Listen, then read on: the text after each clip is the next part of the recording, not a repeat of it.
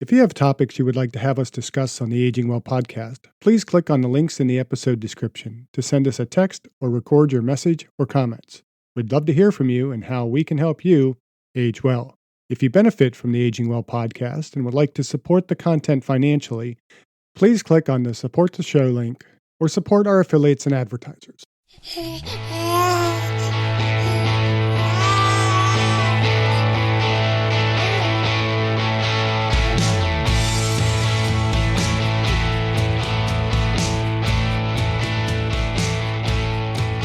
Welcome to the Aging Well podcast. I'm Jeff Armstrong here with Corbin Bruton. In this and the episodes that follow, we will share candid discussions on aging and hear from the experts. We are here to inform and encourage as we experience, aging. Okay, so I'm on my own today, so I thought I'd give a little discussion about aging well in the post-pandemic. Here in Oregon, this is our first day after the mask mandates have lifted. So we are starting to hopefully get to what some might consider a bit more normalcy. Today I want to talk a little bit about what we can do to make ourselves less hospitable to viral infection, including the coronavirus. Talked about this probably a few times here and there, the little bits and pieces that we have talked about in the podcast over the last couple of months. And I just want to make a little bit more focus on considering now that we have kind of lifted some of these restrictions, and we want to make sure that we are keeping ourselves safe and being prepared for any other future infections that might come along. Because the coronavirus is going to be here. It's going to rear its ugly head again. Who knows, sooner rather than later, and we need to be ready. And there's many things that we have not done over the last 2 years that we really need to be putting to the forefront now that we are lowering some of the restrictions. And the first thing I think that we need to promote, that we must promote, is that we should be achieving and maintaining a healthy body composition. And what is a healthy body composition? I'm not talking about getting down to a point where we can see our six-pack abs and all that kind of things. That's not healthy. In fact, it's much less healthy than carrying a little bit of body fat.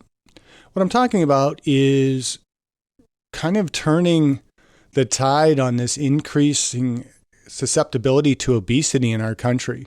We have seen obesity rates rise dramatically over the last 2 years, and presently we are probably approaching about 40% of the U.S. population being obese, and that is not healthy. It's costing billions of dollars in healthcare costs, and from a coronavirus standpoint, it dramatically increases the risk of infection and severe infection and hospitalization and possibly even death. And it is a central factor in many, if not all, of the health conditions that are considered to be comorbidities or things that are increasing the risk of severe infection with coronavirus. And so a healthy body composition is just getting down into that healthy range of body fat relative to the amount of lean muscle tissue. And it's not just about losing fat. I think that could be a very bad approach to just focus on losing weight, losing fat, and not focusing on the importance of increasing and maintaining our muscle mass, particularly as we age, because it's that increase in muscle mass that allows us to do more, which is going to make us more active, would make us more fit and more protected against viruses and viral infection. So I would encourage people to not only focus on cutting the calories and trying to get into a hypocaloric state where we are expending more calories than we are intaking, but also to increase the muscle mass so that we can actually eat more and be healthier, so that we're getting more nutrients because we're not restricting ourselves excessively in terms of the calories that we intake. I would also suggest that we increase our physical activity in order to improve our body composition. So I would say walking more, getting out, moving more, hiking more, being more active in many, many ways is going to benefit our health. And that's another statistic that has come out over the last couple of years, is that right now only about 23% of the U.S. population is meeting the minimum physical activity guidelines that are set forth by the American College of Sports Medicine and the American Heart Association. That's the minimal guidelines, which means 77% of the U.S. population is barely moving at all. And we wonder why we're getting sick. Well, we're not healthy. We're not active. And of that 23%, I would venture to say that the majority of those are still not even exercising to a level that it's going to improve their health and improve their longevity. So we need to increase exercise as well. And what kind of exercise? I think obviously, some level of cardiovascular exercise, but I wouldn't put all my eggs in that basket, particularly for losing body weight, because as we exercise only doing cardio, we tend to lose fat and in the process probably also lose some muscle mass. And so it becomes this vicious cycle. We lose body fat, lose muscle mass. We gain back some of that fat, but we don't gain back the muscle mass. We go on a diet again, we lose that fat. We're doing excessive amounts of cardio.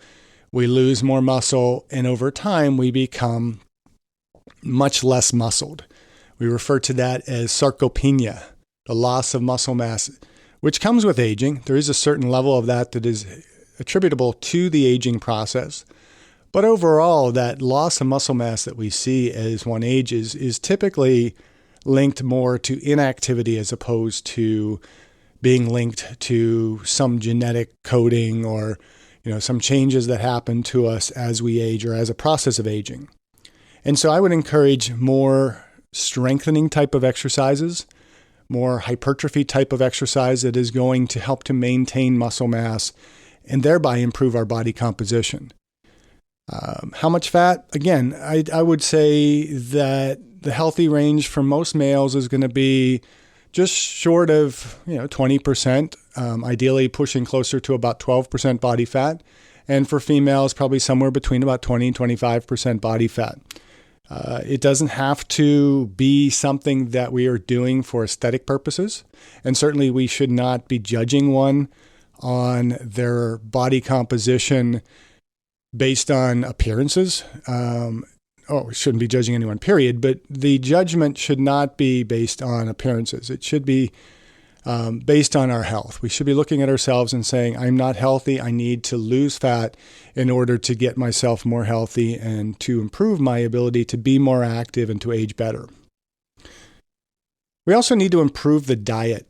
The diet in this country has progressively gotten worse and worse with, more and more fast food restaurants popping up. Our lifestyles are such that we're rushing from here to there. And so it's on the go. Let's grab food quickly. And that food that we are grabbing quickly is generally very highly processed and full of unhealthy fats, unhealthy sugars and salts and other chemicals and things that are there to preserve the food, to make it taste better, to make us want to buy more of it. And we need to shift away from that. We need to start eating more whole, healthy foods. Doesn't have to be organic. It doesn't have to be, really elaborate, fancy foods. It doesn't even have to be expensive foods. We just need to make better choices within our current budgets and work toward, top priority in a healthy diet is meeting that caloric balance, being to a point where we are not progressively gaining weight over time because we're eating more than we are expending. We need to be somewhere between a eucaloric state where we are maintaining our body weight and ideally shifting some of that body weight toward more muscle and less fat. Or we need to be, in some situations, more hypocaloric where we are consuming fewer calories so that we can lose weight. But we got to keep those calories high enough that we're getting adequate nutrition. And so that nutrition needs to be coming from good, whole, healthy foods. We know that the immune system does better on a better diet. We know that the immune system is going to be stronger when we are eating good, healthy foods and eating adequate calories. We also know that things like vitamin D, zinc, vitamin C, and other vitamin supplements are very beneficial to boosting the immune system and helping us to fight off many of the viruses that we might be exposed to. We also need quality fats in our diet because that's where our hormones are coming from, and many other cell structures rely heavily on the fats that we bring into our body. But those fats need to be healthy fats. We need to be focusing on things like eating nuts, eating avocado, eating olive oil, coconut oil, the oils that are much more healthier for us. And we need to be eating much, much less refined sugar and refined foods. The more that we can shift away from that, the healthier we're ultimately going to be. We also have to be much smarter among the most vulnerable. If you are at a risk of COVID or any kind of infection, which that risk increases as we look at aging. If you're over 65, your risk of getting sick is much higher. And that risk comes from what is referred to as immunosenescence. And I'll post some links to some studies that are worth the read. One of them is from Franceschi and others. It was published in 20,000. It's titled Inflamm-aging, an evolutionary perspective on immunosenescence.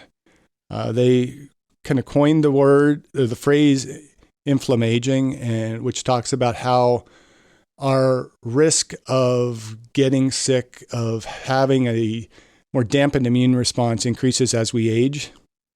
Another study was done by Michael Flynn and others. It is titled Elevated Inflammatory Status and Increased Risk of Chronic Disease in Chronological Aging, Inflamm-aging or Inflamm-inactivity. So Flynn and others actually coined this term inflamm-inactivity to kind of support that it's less that we are aging, but more that we are becoming increasingly inactive that is causing our immune system to be diminished. And so if we are among those more vulnerable, we are an aging population. As we are getting older, we need to be doing more activity in order to maintain our immune system. Now, certainly there is some loss of immune function as we age that comes from the thymus involuting, as they refer to it, where it gets smaller, it atrophies with age, and so it has less capacity to mature and to develop new T cells, and so we lose some immune function as we age. But also, much of it is because we are becoming less and less active as we are aging, and so we want to improve on that, being more active, trying to counter the things that make us more vulnerable. There are others who have various immune system disorders that they simply cannot do anything to improve their immune system per se. And so in those cases, certainly vaccination is important. So the older we get and the more vulnerable we are to infection, certainly we need to consider vaccination and protecting ourselves in that way. Well, of course, with the present vaccination, there's a lot of concerns as to whether or not that the present vaccine is going to continue to be effective. I mean, we're basically working off of a vaccine that is based off of an old form of the virus, and we have a very new form or strain of the virus that's circulating. And so we have to be a little bit more careful as that immunity wanes, and as we perhaps wait for more updated vaccinations to occur. And if that's the case, then those who are vulnerable need to do a little bit more in high-risk situations, such as maintaining their masks when they are in those high-risk situations, whether in large crowds or whether around people who could potentially be sick and carrying the virus. But there are other things that we can be doing as well. We need to be sleeping better. We should be getting a good 6 to 8 hours of sleep per night. Not oversleeping, but getting enough quality sleep to allow the body to recover, to allow the body's immune defenses to be acting on viruses that might be circulating in our bodies. We need to manage stress. We need to focus on trying to do the things that are going to limit our stressful situations, but also be able to deal with stress more effectively, because stress is going to be there. There is no way to avoid stress 100%. We have to be able to look at stress as something that we can stand up to, that we can endure, that we can manage well, and not add stress to our stress by being stressed. We need to focus on well-centered fitness. That's one of the key themes that I like to promote, is that we need to be balanced spiritually, physically, intellectually, emotionally, and socially. And that balance helps us not only to be healthy in a more general sense and to be healthy in a biopsychosocial standpoint, but to be healthy from an immunological standpoint as well. When we are doing the things that benefit us spiritually, that allow us to recognize that we are not the center of the universe, that there is more to the universe than just ourselves, that we are engaging in the activities that one might consider to be spiritual, whether they're religious or just simply of a spiritual nature, where we're talking about meditation and engaging in an understanding that the world is bigger than self. Physically, exercising, eating right, the things that we've been talking about in most of this podcast today. Intellectually, informing ourselves and using our brain and developing our brain, though it may not have the most benefit per se for our immune system, it is certainly helping us as a whole person to be better. And that's going to help us to manage stress. And we're also becoming better informed. And so we can understand better maybe the stress that we are under, or understanding the current virus that we are trying to defend ourselves against. Getting information and getting good information, not just some of the misinformation that's been out there. And there's been misinformation on really both sides of the whole pandemic argument. And it's important that we are informing ourselves and understanding the information that we are receiving. And then there's the emotional piece, doing the things that are going to make us more positive, more happy, more self-assured, more just improving our feelings of well-being are going to be very critical. And then socially, we have been so damaged socially throughout this pandemic because we have been isolated, because we have covered our faces. We have not seen people smile or show emotion to us for so long. It's important that we have that social interaction, but manage to do it in a safe fashion.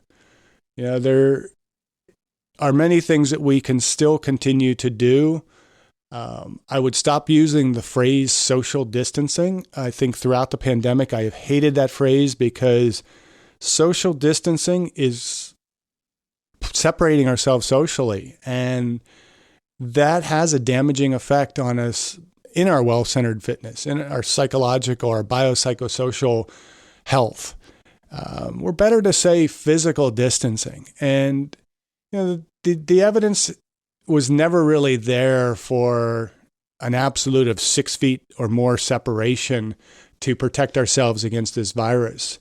And it's really, it's probably more closer to 3 feet. But, we can manage how we interact with people when we may be infected or there's a risk of infection, that we can still separate ourselves enough physically to protect ourselves, but not separate ourselves socially. We don't want a social distance. We need those connections socially in order to be healthy.